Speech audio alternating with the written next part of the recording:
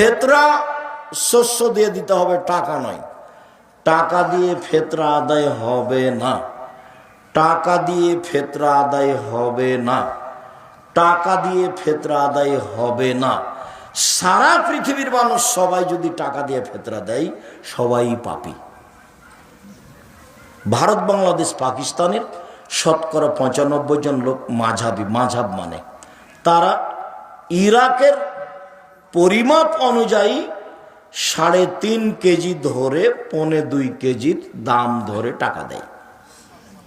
ওরা মাঝাব মানতে মজবুত, যার কারণে বিবেচনা করা লাগে না। বাস সেই কালে মুআবিয়া রাদিয়াল্লাহু, সেই কালে আবু সাইদ খুদরি রাদিয়াল্লাহু তাআলা মুআবিয়ার কথা মানেননি, বলেছেন যে যা রাসূলের যুগে করেছি করবই। একসা শস্য